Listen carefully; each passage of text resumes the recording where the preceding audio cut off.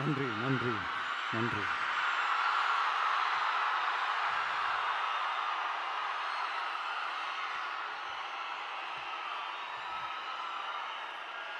நான் போன மீட்டிங்கில் வேலூரில் பேசும்போது சொல்லியிருந்தேன், தமிழ்நாடு தான் விஜய், விஜய் தான் தமிழ்நாடு அப்படின்னு நான் சொல்லியிருந்தேன்.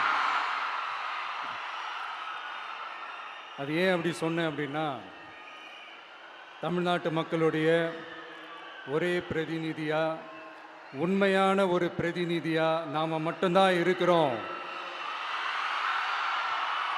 அப்படின்றதுக்காக தான் அப்படி நான் சொன்னேன். அப்புறம் அந்த தேர்தல் பற்றியும் நான் சொல்லியிருந்தேன். தமிழ்நாடு வர்சஸ் ஸ்டாலின் சார், அதாவது விஜய் வர்சஸ் ஸ்டாலின் சார், அதையும் நான் சொல்லியிருந்தேன். அப்புறம் இன்னொரு கேள்வியும் கேட்டிருந்தேன். இது தமிழ்நாடு சட்டசபைக்கான ஒரு தேர்தல், இதை ஏன் தமிழ்நாட்டுக்கும் டெல்லிக்குமான ஒரு எலெக்ஷன் சொல்கிறீங்க அப்படின்னு நான் கேட்டிருந்தேன். உடனே விஜய் பாஜகவுக்காக பேசுகிறாரு அப்படின்லாம் திருச்சி பேச ஆரம்பிச்சிட்டாங்க. அப்புறம் ரெகுலராக ஒன்று பண்ணுவாங்கல்ல, நம்மளுடைய சிறுபான்மை சகோதரர்களை பயமுறுத்தி பயமுறுத்தி ஒரு ஏமாத்து வேலை ஒன்று செய்வாங்கல்ல, அது இனிமே அவங்களால தொடர்ந்து செய்ய முடியாதுன்னு அவங்களுக்கு தெரிஞ்சு போச்சு. அதனால தான் நான் என்ன பேசினாலும் அதை திருச்சி பேசுறது, அந்த தில்லு முள்ளு வேலைகள்லாம் அவங்க செய்ய ஆரம்பிச்சிட்டாங்க. சென்னையில் டெல்லி டெல்லின்னு கூவுறதும், அடிக்கிற கொள்ளைக்கு ரைடு வந்துட்டா டெல்லிக்கு வெள்ளை கொடை பிடிக்கிறதும்,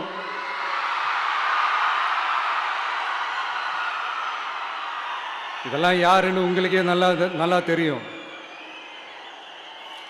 தமிழ்நாட்டை காப்பாற்றுறது திமுக தான், தமிழ்நாட்டை பிழைக்க வைக்கிறது திமுக தான், இதெல்லாமே பண்ணுறது திமுக தான், ஸ்டாலின் சார் தான். இதெல்லாம் ஒர்க் அவுட்டே ஆகாது பாஸ்.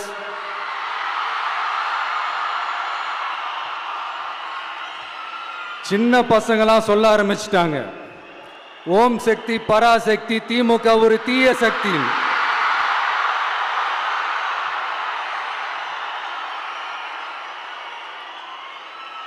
அதனால் இந்த தமிழ்நாடு இன்னொன்று வேற ஒன்று சொல்கிறாங்க. அது என்னடான்னா, தமிழ்நாட்டு அணி டெல்லி அணியா. கிரிக்கெட்டில் கூட தமிழ்நாட்டு அணியை டெல்லி அணியால் தொட்டு கூட பார்க்க முடியாது.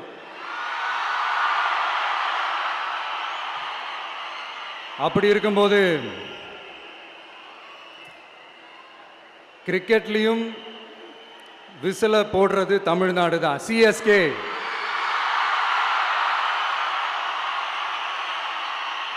வரப்போற எலெக்ஷன்லையும் விசில போட போறது நம்ம டிவிக்கே தான். தமிழ்நாடு தான் டிவிக்கே, டிவிக்கே தான் தமிழ்நாடு. இந்த அணி அந்த அணி டெல்லி அணி இதெல்லாம் அனைத்தும் உடைஞ்சி நொறுங்கும், டிவிக்கே அடிச்சு நொறுக்கும்.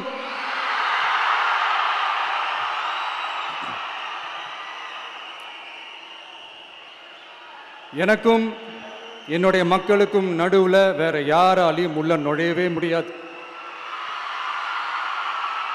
இது ஒரு அம்மா பையன் உறவு, அப்பா புள்ள உறவு, அண்ணன் தங்கச்சி உறவு, அண்ணன் தம்பி உறவு, அக்கா தம்பி உறவு. இது சும்மா ஒரு எலெக்ஷனுக்கு வந்த உறவு அப்படின்னு நினைச்சிடாதீங்க. இது இயற்கையாகவே அமைஞ்ச உறவு. இது எவ்வளோ டீப்பான உறவுன்றது நான் உணர்ந்திருக்கிறேன். அதே மாதிரி நம்ம தமிழ்நாடு மக்களும் இதை உணர்ந்து இருக்கிறாங்க. இன்னும் சிம்பிளா சொல்லணும்னா, மற்றவங்களுக்கு வேணா இது எலெக்ஷன், ஆனா எனக்கும் என்ன நேசிக்கிற மக்களுக்கும் it is an emotion.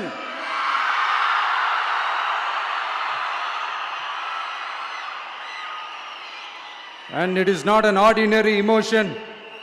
It is a powerful oceanic emotion.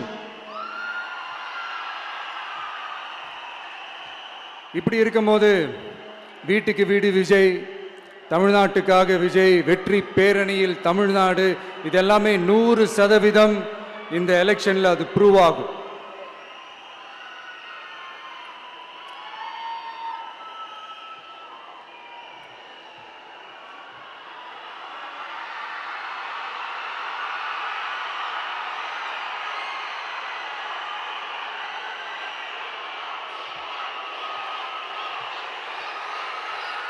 நீங்க எல்லாரும் எனக்கு இன்னொரு உறுதிமொழியை ஒன்று கொடுக்கணும்.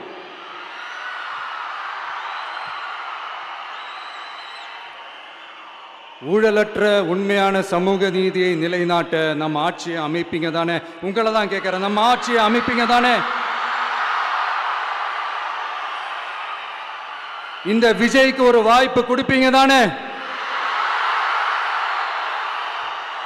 உண்மையிலே கொடுப்பீங்க தானே? இந்த விஜய நம்புறீங்க தானே? ஒவ்வொரு வீட்லயும் விசில் சத்தம் கேட்கும் தானே? அந்த விசில் சத்தம் ஒவ்வொரு பூத்திலையும் புயலா ஒலிக்கும் தானே? Thank you, thank you, thank you.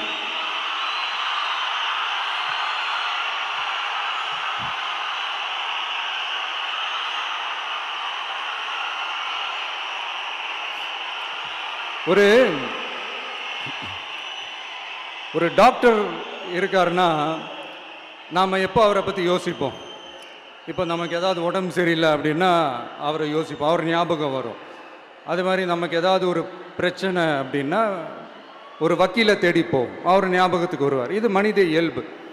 அந்தந்த பிரச்சனை வரும்போது நம்ம அவங்கவுங்கள தேடி போவோம். ஆனால் ஆன் அ டெய்லி பேசிஸ் நம்ம சும்மா சாப்பிடும் போது கூட நம்மளை அறியாமல் ஒருத்தவங்களை பற்றி நினைப்போம், நம்மளை அறியாமல் அவங்களுக்கு நாம் நன்றி சொல்லுவோம். அந்த மதிப்பிற்குரிய அந்த மனிதர்கள் வேற யாரும் இல்லை, விவசாயி, விவசாயி, விவசாயி.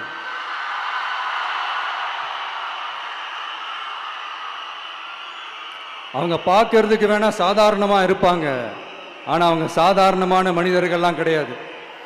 இந்த உலகத்தையும் மனிதர்களையும் படைச்சது கடவுள்னு சொல்லுவாங்க, ஆனால் அந்த கடவுளுக்கே படையல் போடுற உயர்ந்த மனிதர்கள் தான் நம்ம விவசாயிகள். இந்த பூமியில உயிர் இருக்குது, இந்த பூமியில பூ பூக்கும், காய் காய்க்கும், பூத்து குலுங்கும்னு இந்த பூமியை அழகா காட்டி இந்த பூமியை சாமி ஆக்கிறதுல இயற்கையோட சேர்ந்து நம்ம விவசாயிகளுக்கும் ஒரு முக்கிய பங்கு ஒன்று இருக்குது. அதனால நான் ஏதோ ஓவரா ஏதோ சொல்றேன்னு நினைக்காதீங்க. எனக்கு இந்த அடுத்த ஜென்மம் மறுபிறவியை பற்றியெல்லாம் எனக்கு தெரியாது. அது உண்மை அப்படின்னா அடுத்த ஜென்மத்தில் நான் ஒரு விவசாயி குடும்பத்தில் பிறக்கணும்னு ஆசைப்படுறேன்.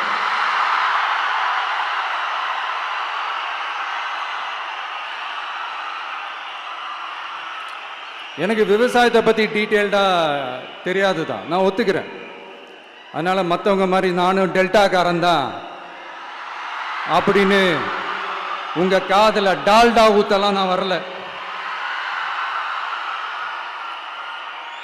எனக்கு விவசாயத்தை பற்றி டீட்டெயில்டாக தெரியலனா கூட அவங்க படுற கஷ்டங்களை பற்றி எனக்கு நல்லாவே தெரியும். நம்மளுடைய முதல் அரசியல் பயணம் தொடங்கினதே அந்த பரந்தூர் விஷயத்தை கையில் எடுத்து தான்.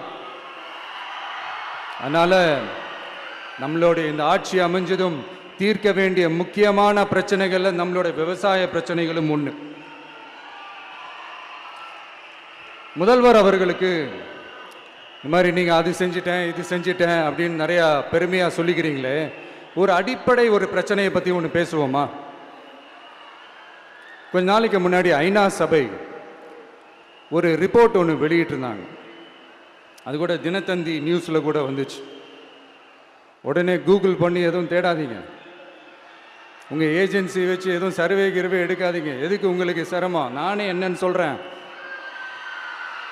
தண்ணீர் திவால் அப்படின்ற அந்த தலைப்பில் தண்ணியே இல்லாமல் திவால் ஆக போகுது அப்படின்ற அந்த கட்டுரை படிக்கும்போது உண்மையிலேயே மனசுக்கு ரொம்ப பகீர்னு இருந்தது.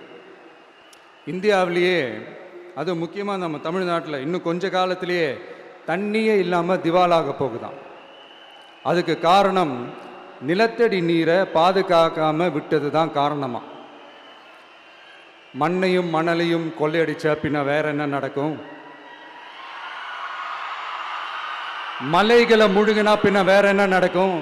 கனிம வளங்களை கொள்ளையடிச்சா பின்ன வேற என்ன நடக்கும்? இந்த மணல் கொள்ளையில் ஈடுபட்டவங்களை மேல நீங்க சரியா நடவடிக்கை எடுக்கலன்னு அது போதுமானதாக இல்லை அப்படின்ட்டு சென்னை உயர்நீதிமன்றம் சொன்னிச்சே, மறந்துட்டீங்களா?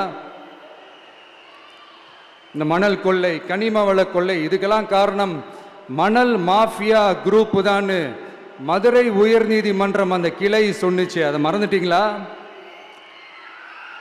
இந்த மணல் மாஃபியா குரூப்புக்கு ஆதரவு அளிக்கிறது யாரு? உங்க திமுக கவர்மெண்ட் தானே. அது இல்லைன்னு சொல்ல முடியுமா? அவங்களோட டீலிங்ல இருக்கிறது யாரு? நீங்க தானே. அது இல்லைன்னு சொல்ல முடியுமா? தண்ணி திவாலாக போகுது, மணல் திவாலாக போகுது, கனிம வளம் திவாலாக போகுது. மொத்தத்தில் உங்க ஆட்சியில தமிழ்நாடு திவாலாக போகுது. கடன் மேல கடன் வாங்கிட்டு உங்க கவர்மெண்ட்டே குப்பராட்சி படுத்துக்குச்சு. உங்ககிட்ட பேசுறதும் ஒண்ணுதான்.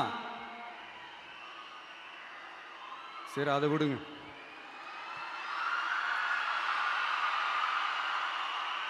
நம்ம விவசாயிகள் கஷ்டப்பட்டு விளைய வச்ச அந்த நெல்லெல்லாம் மழையில் நனைஞ்சி வீணா போச்சே.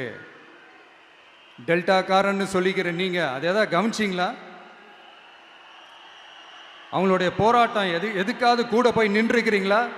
கூண்டாஸில் மட்டும் போடுவீங்க. இதானே உங்களுடைய அந்த சாதனை. பரந்தூர் பிரச்சனை, உங்களுடைய உண்மையான நிலைப்பாடு என்ன? மேல்மா விஷயத்தில் உங்களோட உண்மையான நிலைப்பாடு என்ன? தமிழகத்தில் இருக்கிற எல்லா ஆறுகளையும் இணைப்போம், இந்தியாவிலேயே நாங்கள் தான் அதை பற்றி ஃபஸ்ட்டு யோசித்தோம் அப்படின்னு பெருமையாக சொல்லிக்கிற இந்த திமுக கவர்மெண்ட் அவங்களுடைய நாக் என்னன்னு சொல்லவா? இந்த மாதிரி பெரிய பெரிய திட்டங்கள்லாம் ஆட்சிக்கு வந்த உடனே செய்ய மாட்டாங்க. அந்த ஆட்சி முடிகிற டைமில், அந்த கடைசி 6 மாதம், அந்த 1 வருஷம், அந்த 1.5 வருஷத்தில் அதுக்கான திட்டத்தை கொண்டு வருவாங்க, அதுக்கான அடிக்கலை நாட்டுவாங்க. அதுக்கப்புறம் எலெக்ஷன் வரும், தோத்துருவாங்க. கேட்டால் எங்கள் ஆட்சி தான் முடிஞ்சிருச்சே அப்படின்னு நாடகம் ஆடுவாங்க. இல்லை, நான் தெரியாமல் தான் கேட்குறேன். மக்கள் மேலே உங்களுக்கு உண்மையிலே அந்த அக்கறை இருந்துச்சுன்னா ஆட்சிக்கு வந்த உடனே இந்த மாதிரி பெரிய பெரிய திட்டங்கள்லாம் ஸ்டார்ட் பண்ண வேண்டியது தானே. அதனால் ஆட்சி முடியும் போது அடிக்கல் நாட்டுறது. ஓட்டுக்காக என்னென்னலாம் பேசுவீங்க, ஆனால் மக்கள் இதெல்லாம் நம்புறதுக்கு அவங்கன்னா ஏமாளிங்க நினச்சிங்களா? மக்களே, நம்மளுடைய ஆட்சி அமைஞ்சதும் இந்த மாதிரி பெரிய பெரிய திட்டங்கள்லாம் உடனே ஸ்டார்ட் பண்ணுவோம். அதை அந்த 5 வருஷத்துக்குள்ள அதை முடிக்கவும் ட்ரை பண்ணுவோம். ஸோ இப்படிலாம் நம்ம பேசினா காவிரி பிரச்சனையில் உன் கருத்து என்ன, முல்லை பெரியார் பிரச்சனையில் உன் கருத்து என்ன, இப்படிலாம் அதெல்லாம் பற்றி உனக்கு என்ன தெரியுமா அப்படின்னு கேட்க ஆரம்பிச்சிருவாங்க. ஐயா, உலக மகா மேதைகளே, ROV, ரிமோட்லி ஆப்ரேட்டட் வெஹிக்கிள், அதை வச்சு தண்ணிக்குள்ளேயே போய் அணைகளோட உறுதித்தன்மையை ஆராய்ச்சி பார்க்குற வரைக்கும் நான் எல்லாம் தெரிஞ்சு தான் வச்சிருக்கிறேன். ஒருத்தன் சைலண்டாக இருக்கான், அமைதியாக இருக்கான்னா உடனே அவனுக்கு எதுவுமே தெரியாதுன்னு நினச்சிடாதீங்க. சும்மா கருத்து சொல்லிக்கிட்டு கம்பு சுற்றிக்கிட்டு இருந்தால் எல்லாமே நடந்துருமா? நசன் பேசி அதை கேட்டு மக்கள் வெறுத்து போயிட்டாங்க. உருப்படியா ஏதாவது யோசிங்கயான்னு மக்கள் நினைக்கிறத யாருக்கு தெரியுதோ தெரியலையோ, எனக்கு அது நல்லாவே தெரியுது. உரிய இடத்துக்கு போய் சம்பந்தப்பட்டவங்களோட பேசி அதுக்கான சொல்யூஷன் என்னன்னு தெரிஞ்சுக்கிட்டு அதை ப்ராப்பராக எக்ஸிக்யூட் பண்ணணும். அடுத்து, நம்மளுடைய கடல் விவசாயிகளான நம்மளுடைய மீனவர்களுடைய பிரச்சனைக்கு அப்பப்போ எந்திரிச்சு கடிதம் எழுதிட்டு திரும்ப தூங்க போயிடுவார். அவ்வளோதான், அதோட அது அப்படியே கிடக்கும். மானே, தேனே, பொன்மானே, இப்படிலாம் கடிதம் எழுதுறதெல்லாம் வேலைக்கே ஆகாது. ஒன்றிய அரசுக்கு அந்த உண்மையான உணர்வுபூர்வமான அந்த அழுத்தத்தை கொடுக்கணும். நம்ம மீனவர்கள் மேல அவங்க கையே வைக்கக்கூடாது, கையே வைக்க விடக்கூடாது. அவங்களுக்கான அந்த பாதுகாப்பு பக்காவா இருக்கணும். அதுதான் நம்மளுடைய ஒரே அஜெண்டா. மீனவர்களே, அடுத்து நம்மளுடைய ஆட்சி தான். கவலைப்படாதீங்க, தைரியமா இருங்க. உங்களுக்கான பாதுகாப்பு பக்காவா இருக்கும். இப்படி இருக்கும்போது அடுத்ததும் நாங்க தான் அப்படின்னு சிஎம் சார் சொல்லுவாங்க. அதெல்லாம் நடக்கவே நடக்காது. 2வது முறை வந்ததெல்லாம் சரித்திரமே கிடையாது. இந்த சைனால கிரேட் வால் ஆஃப் சைனா கேள்விப்பட்டிருப்பீங்க. அதோடைய நீளத்தை விட பெரிய டாஸ்க் இது. ஆனானப்பட்ட அவங்க அப்பாவாலே முடியல.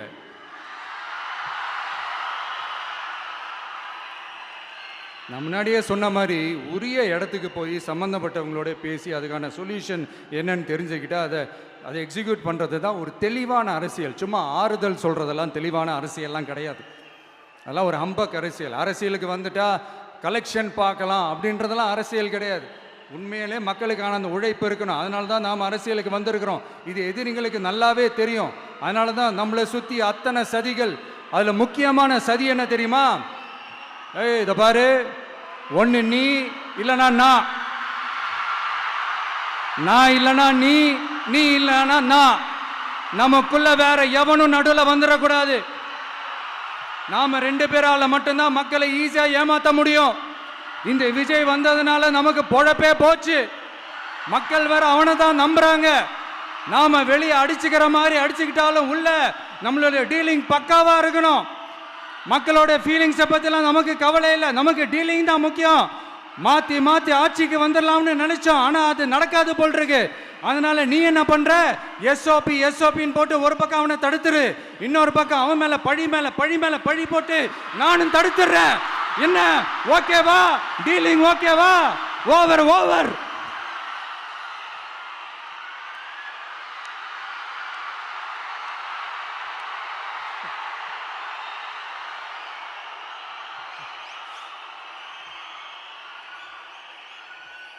இல்லைங்க, உண்மையிலேயே சிரிக்கிறதா என்ன பண்ணுறதுன்னு எனக்கு தெரியல. உண்மையிலே இப்படி தான் இருக்கு அவங்க டீலிங்லாம்.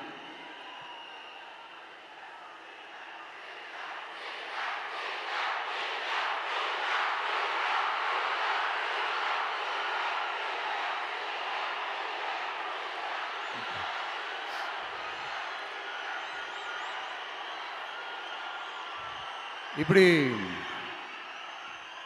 பழி மேலே பழி போட்டு கரூரில் ஆரம்பித்து நம்ம ஜனநாயகன் படம் ரிலீஸ் வரைக்கும். ஆனால் அந்த ரிலீஸ் பிரச்சனையில் நிறைய பேர் குரல் கொடுத்தாங்க. முக்கியமாக நம்மளுடைய முதல்வர் அவர்கள் கூட பூசி மொழிகி பட்டும் படாமல் குரல் கொடுத்தாங்க. But what ever it is, குரல் கொடுத்த அவங்களுக்கும் மற்றவங்க எல்லாருக்கும் இந்த நேரத்தில் என்னுடைய நன்றியை தெரிவிச்சுக்கிறேன். இப்படி நம்ம வெளிப்படையாக பேசுறதுனால சிஎம் சாரோட மனநிலை இப்போ எப்படி இருக்கும் தெரியுமா? ஏற்கனவே கட்சிக்காரங்க தொல்லை தாங்க முடியல, தூங்க விட மாட்டேறாங்க. இந்த விஜயும் வந்து தூங்க விட மாட்டான். நம்ம பாட்டுக்கு ஹைவேல சைக்கிளில் சோலாவா போலான்னு நினைச்சோம். இவன் நாடானா மக்கள் சக்தியோட வந்துட்டு இருக்கான். இவன் தான் கேள்வி கேட்கறான்னு பார்த்தா மக்களையும் கேள்வி கேட்க வைக்கிறான். 1000 ரூபாய் கொடுத்துட்டு இருந்தோம், 5000 ரூபாய் கொடுத்து ஏமாத்தலான்னு பார்த்தா அதையும் கேள்வி கேட்க வைக்கிறான். விசில் சத்தம் வேற விண்ண முட்டுது. கூட்டணி கட்சிகள் தொல்லை வேற தாங்க முடியல. இவன் பண்ற பிரச்சாரத்தையாத்த முடக்கலான்னு பார்த்தா அப்பவும் மக்கள் அவன் பின்னாடி தான் நிக்கிறாங்க. என்ன பண்றது ஏது பண்றதுன்னு தெரியாத ஒரு மனநிலையில இருப்பாரு. ஆனா சார், நீங்க இந்த விஜயம் முடக்கலாம். ஆனா ஒவ்வொரு வீட்டில் இருக்கிற ஒவ்வொரு விஜயையும்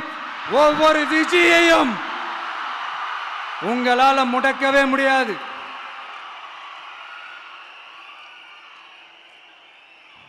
அவங்களாம் ஆல்ரெடி பிரச்சாரத்தை ஸ்டார்ட் பண்ணிட்டாங்க சார். வீட்லயே குடும்பமா இறங்குவாங்க பாருங்க பிரச்சாரத்துக்கு. அப்ப உங்களால மட்டும் இல்ல,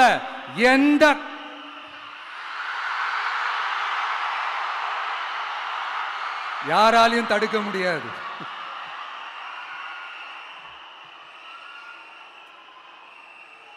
நம்ம டவுன் சவுத்தில் ஒரு ஊரில் உங்கள் அப்பாவுக்கு வெங்கல சிலை வைக்கணும்னு ட்ரை பண்ணீங்கல்ல, அதுக்கு சுப்ரீம் கோர்ட் என்ன சொன்னாங்க? மக்களோட பணத்தில் யாருக்கு புகழ் பாட பார்க்குறீங்க அப்படின்னு கேட்டாங்கல்ல. அதுக்கு என்ன அர்த்தம் தெரியுமா? ஊராம் வீட்டு நெய்யில உங்க வீட்டுக்கு ஸ்வீட் செய்யாதீங்க. எப்படி? ஊராம் வீட்டு நெய்யில உங்க வீட்டுக்கு ஸ்வீட் செய்யாதீங்கன்னு அர்த்தம். மக்களோட ஒரு அடிப்படை வாழ்வாதாரத்துக்கு ஏதாவது பிரச்சனைக்குன்னு கேட்டா நிதி சுமைன்னு சொல்றீங்க. செலை வைக்கிறதுக்கு மட்டும் எங்கிருந்து சார் காசு வருது?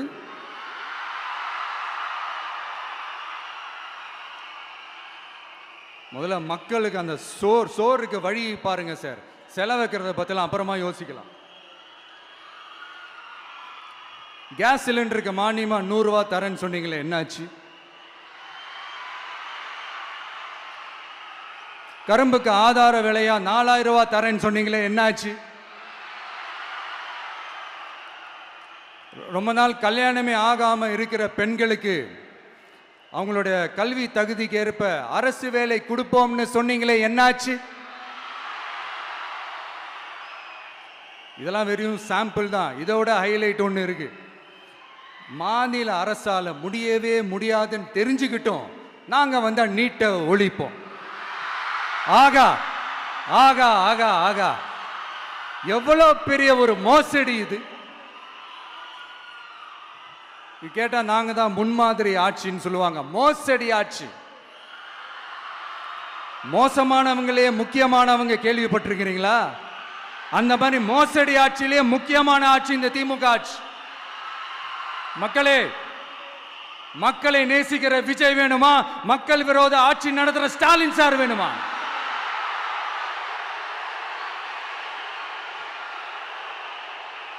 இந்த விஜய் நம்புறீங்களா? ஸ்டாலின் சார் நம்புறீங்களா?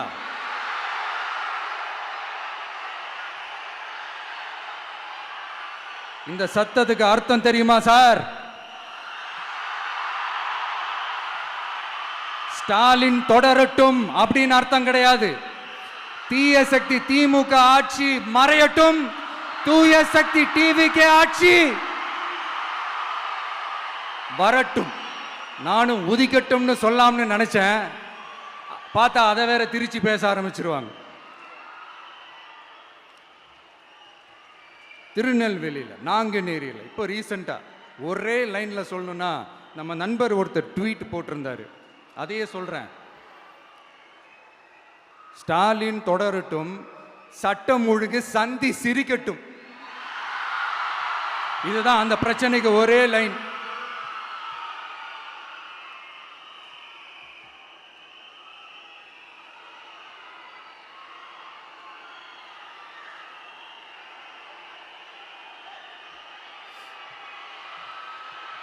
மக்களே, காஞ்சிபுரத்தில், வேலூர்ல எல்லாம் நம்மளோட விஷனை பற்றி சொன்னோம் இல்லையா? அதே மாதிரி இங்கேயும் சில விஷன்ஸை சொல்லணும். இது மற்றவங்க மாதிரி தேர்தல் வாக்குறுதின்னு சொல்லி ஏமாத்துறது கிடையாது. நம்மளை நம்புகிற மக்களுக்கு நம்பிக்கை தர்றது. நம்ம ஆட்சிக்கு வந்ததும் இதெல்லாம் செய்ய நடவடிக்கை எடுப்போம்னு சொல்றது. டெல்டா விவசாயிகள் சமீபத்தில் கூட உரத்தட்டுப்பாட்டை சந்திச்சிங்கல்ல. சில பேர் உரத்தை பதுக்கி வச்சு அதிக விலைக்கு விற்றதா நியூஸ்லாம் கூட வந்துச்சு. நம்ம டிவிக்கு ஆட்சி வந்ததும் உரத்தட்டுப்பாடு இல்லாம பார்த்துக்குவோம்.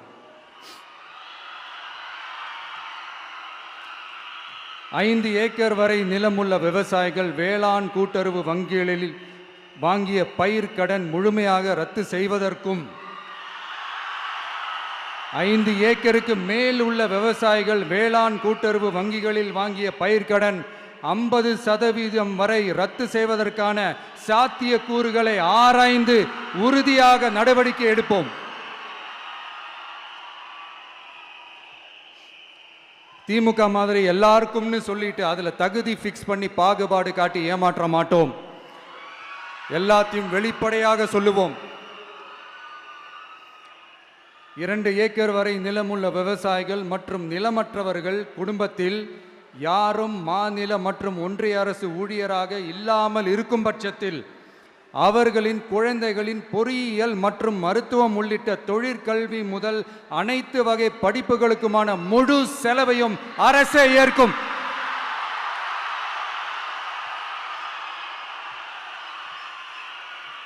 விவசாயிகளின் விருப்பத்திற்கு எதிராக எந்த திட்டமாக இருந்தாலும், ஒன்றிய அரசின் நெருக்கடியே இருந்தாலும் அந்த திட்டத்தை உங்களுடைய டிவிகே ஆட்சி முழுமையாக நிராகரிக்கும். எப்போதும் விவசாயிகளின் பக்கமே நம் ஆட்சி நிற்கும். கொள்முதல் நிலையங்களில் முறையாக நெல் மூட்டைகள் பாதுகாக்கப்படும். நெல் முளைத்து வீணாவதை பார்த்து கொண்டு நமது அரசு சும்மா இருக்காது. போதுமான கொள்முதல் நிலைய வசதிகள் ஏற்படுத்தப்படும். அதே போல கொள்முதல் நிலையங்களில் கொள்முதல் செய்வதற்கோ மூட்டை ஏற்றி இறக்கவோ ஒரு பைசா கமிஷன் வாங்காமல் பார்த்து கொள்ளப்படும். அப்படி கமிஷன் வாங்குவது யாராக இருந்தாலும் கடும் நடவடிக்கை எடுக்கப்படும்.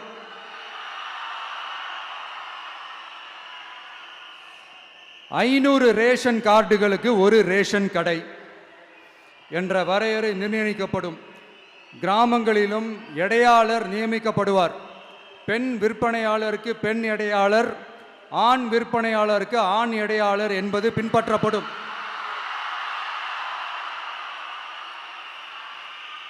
ரேஷன் கடைகளில் அரிசி தவிர அனைத்து பொருள்களும் பாக்கெட் செய்து விநியோகிக்கப்படும்.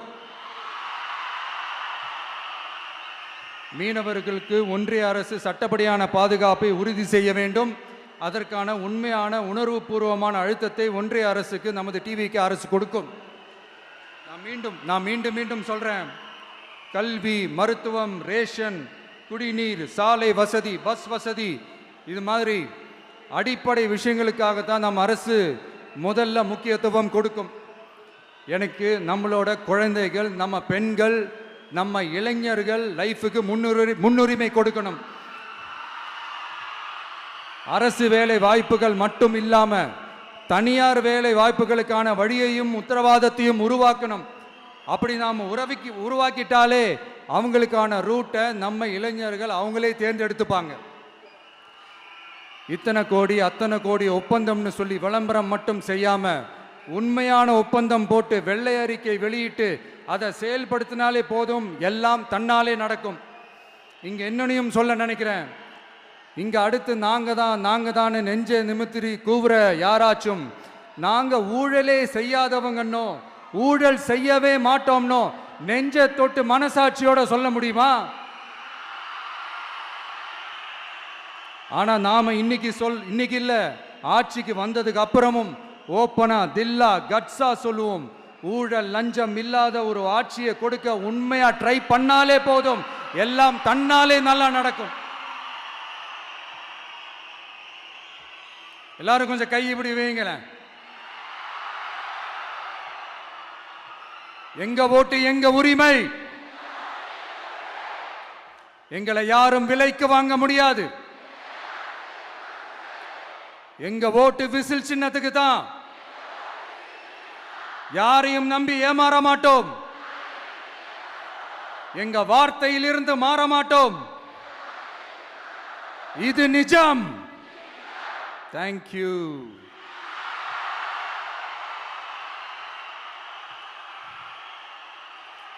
என் நெஞ்சில் குடியிருக்கும் தஞ்சை மக்களே,